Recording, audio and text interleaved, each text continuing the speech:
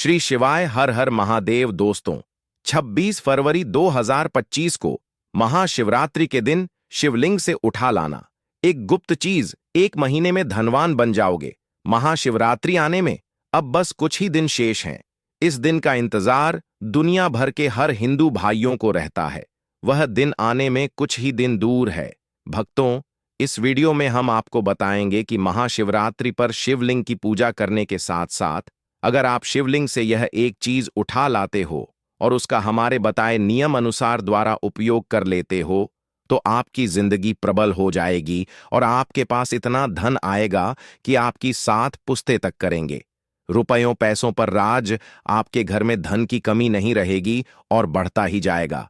भक्तों, ऐसी वह कौन सी चीज है जो शिवलिंग से उठा लाने से हमें इतने लाभ की प्राप्ति होती है?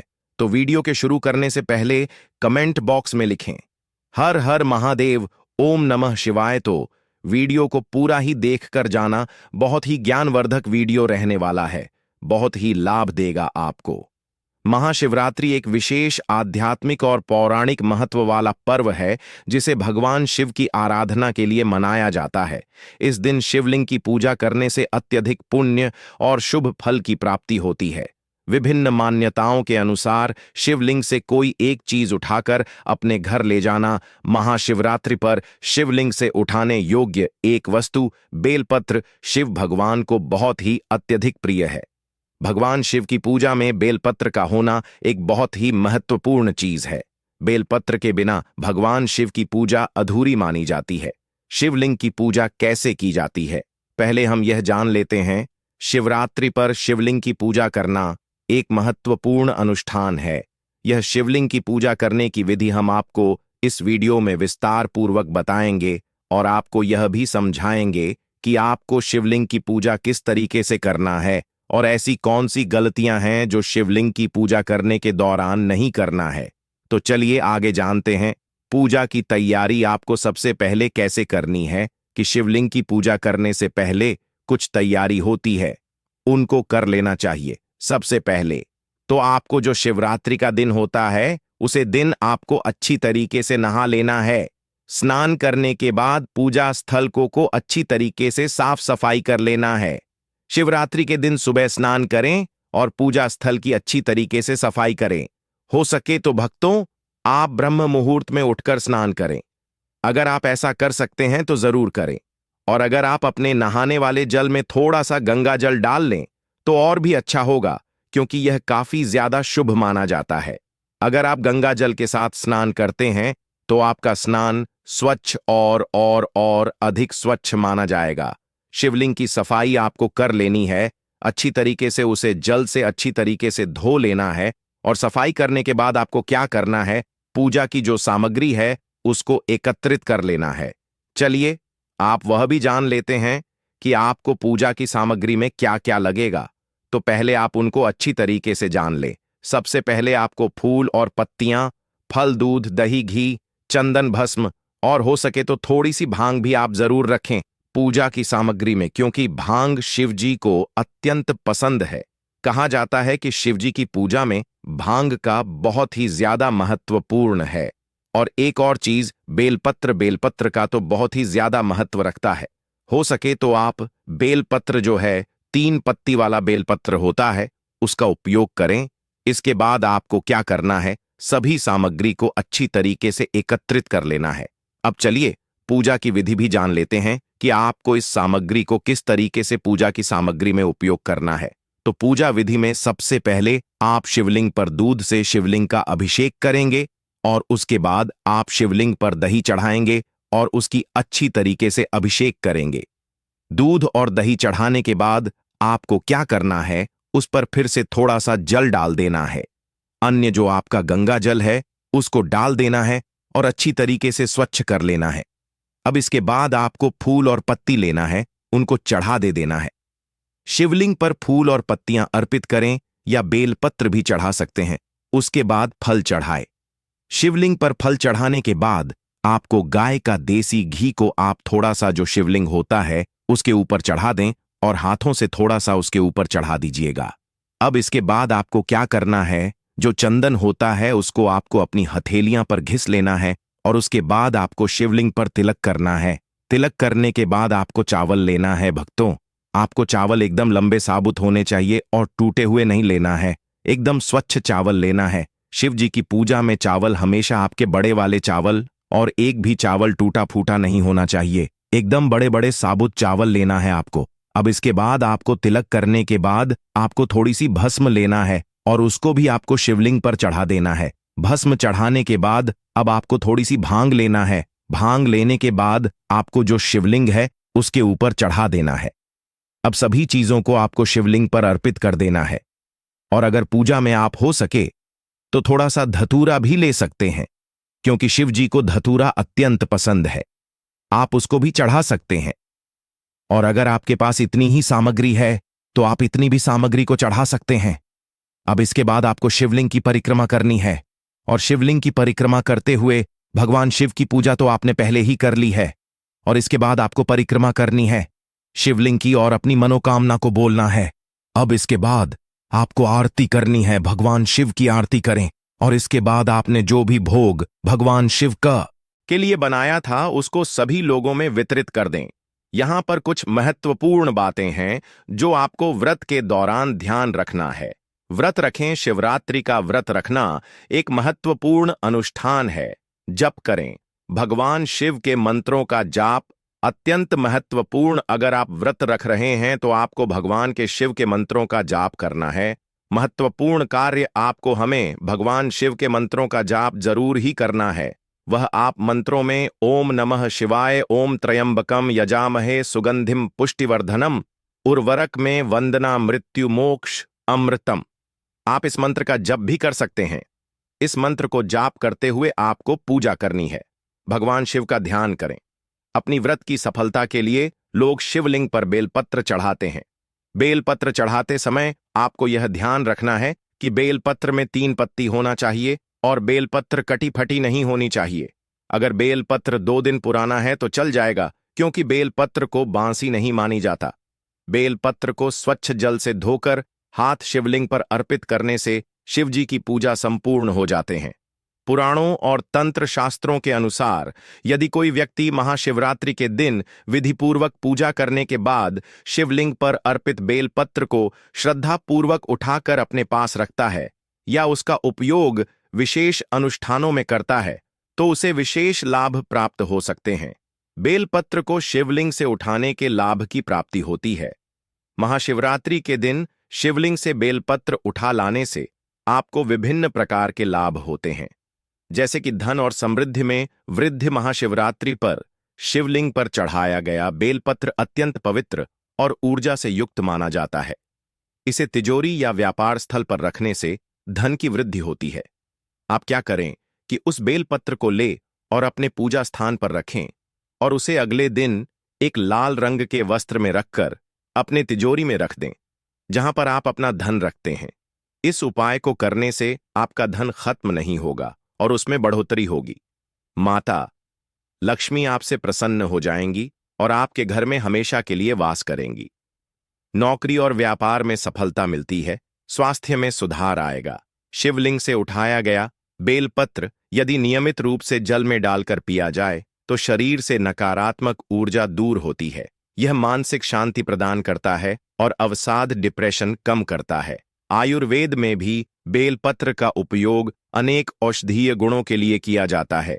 शिवलिंग पर जो बेलपत्र शिवरात्रि के दिन चढ़ाया जाता है वह अमृत के सामान्य तुल्य होता है। अगर आप उसे बेलपत्र को अपने घर ले आते हो और उसका उपयोग आप किसी भी बीमारी में कर सकते हो, किसी भी बड़ी से बड़ी बीमारी क्यों ना हो, कुछ ही दिन में हमेशा के लिए खत्म हो जाएगी। पारिवारिक सुख और शांति की प्राप्ति होगी। इसे घर में पूजा स्थान पर रखने से घर में सुख शांति बनी रहती है। पति पत्नी के संबंधों में मधुरता आती है। संतान सुख की प्राप्ति होती है। जिन महिलाओं के यहाँ का बहुत सालों से संतान नहीं होती है तो वह महिलाएं शिवरात्रि का व्रत रखें और महाशिवरात्रि के दिन शिवलिंग से एक बेलपत्र ले आए और उसको पीसकर जल में मिलाकर पीने से महिलाओं का गर्भ ठहर जाता है और संतान प्राप्ति होती है। गृह दोष और कुंडली दोषों का निवारण होता है। यदि किसी की कुंडली में शनि राहु केतु या अन्य किसी ग्रह का दोष हो तो महाशिवरात्रि पर शिवलिंग से लिया गया या बेलपत्र तांबे के पात्र में जल के साथ रखकर सिर पर छिड़कने से दोष कम होते हैं। काल सर्प दोष, पितृदोष और मांगलिक दोष में विशेष लाभ होता है। यदि कोई व्यक्ति लंबे समय से किसी कार्य में सफलता नहीं प्राप्त कर पा रहा है तो वह बेलपत्र को लाल वस्त्र में लपेटकर अपने कार्यस्थल पर रखे। इससे सभी बाधाएं दूर होती हैं और सफलता जल्दी मिलती है। तंत्र मंत्र और नकारात्मक ऊर्जा से बचाव। महाशिवरात्रि पर शिवलिंग से लिया गया बेलपत्र नकारात्मक ऊर्जा को दूर करने में सहायक होता है। इसे घर के मुख्य द्वार पर रखने से किसी भी प्रकार की बुरी नजर और टोने टोटके का प्रभाव नहीं होता। रात में सोते समय इसे सिरहाने रखने से भय और बुरे सपने नहीं आते। विद्यार्थियों के लिए विशेष लाभ। यदि कोई विद्यार्थी पढ़ाई में एकाग्रता प्राप्त करना चाहता है तो वह महाशिवरात्रि पर शिवलिंग से प्राप्त बेलपत्र को अपने किताबों के पास रख सकता है। इससे स्मरण शक्ति बढ़ती है और परीक्षा में सफलता प्राप्त होती है। महाशिवरात्रि पर बेलपत्र को उठाने के नियम और विधि। सुबह जल्दी उठकर स्नान कर लें और स्वच्छ वस्त्र धारण करें। भगवान शिव का ध्यान करें और उनके लिए बेलपत्र, जल, अक्षत, दूध, शहद आदि अर्पित करें। महाशिवरात्रि के दिन शिवलिंग को इन चीजों से अर्पित करना चाहिए। अगर यह चीज उपलब्ध नहीं है तो आप जल से भी शिवलिंग का अभिषेक कर सकते हैं। शिवलिंग अभिषेक का सबसे विशेष महत्व महाशिवरात्रि के दिन होता है। पूजा के दौरान ओम नमः शिवाय मंत्र का जाप करें। जब पूजा समाप्त हो जाए तब शिवलिंग पर चढ़ाए गए बेल पत्रों में से केवल 1 या 3 पत्र श्रद्धा के साथ उठाएं। इसे अपने दाएं हाथ में लेकर प्रणाम करें और घर लाकर किसी पवित्र स्थान पर रखें। यह बेलपत्र हमेशा स्वच्छ और सुरक्षित स्थान पर रखें। इसे किसी गंदे स्थान पर न रखें। भक्तों, आपको हम बता दें कि शिवलिंग से हम हर प्रकार की चीज उठाकर नहीं ला सकते। जो चीज हम आपको बताएं, आपको वही उठाकर लाना है। और बेलपत्र को उठाते समय कुछ विशेष जानकारी है जिनको अब हम आपको बता देते हैं। कुछ विशेष बातों का ध्यान रखा जाता, जैसे कि बिना पूजा किए या बिना अनुमति के शिवलिंग से कुछ भी उठाना अशुभ माना जाता है। कभी भी जल, दूध या फूल शिवलिंग से न उठाएं, क्योंकि यह शिव को अर्पित हो चुका होता है। बेलपत्र को घर लाने के बाद उसका सम्मान करें और गलत स्थान पर न रखें। इसे नियमित रूप से बदलें और पुराने बेलपत्र को बहते जल में प्रवाहित कर दें। महाशिवरात्रि पर शिवलिंग से बेलपत्र को श्रद्धा और नियमों के अनुसार उठाकर लाने से कई शुभ फलों की प्राप्ति होती है। यह धन, स्वास्थ्य, परिवार, कार्य सिद्ध, तंत्र मंत्र निवारण और मानसिक शांति के लिए अत्यंत लाभकारी माना जाता है। हालांकि इसे पूरी आस्था और सही विधि से उठाना आवश्यक है, अन्यथा इसका प्रभाव नकारात्मक भी हो सकता है। यदि आप महाशिवरात्रि के दिन यह उपाय करते हैं तो निश्चित रूप से आपको मनोवांछित फल प्राप्त होगा। ओम नमः शिवाय। चलिए भक्तों, अब हम आपको शिवरात्रि के व्रत में क्या आप खा सकते हैं और क्या नहीं, उसे संबंधित जानकारी भी जान लेते हैं।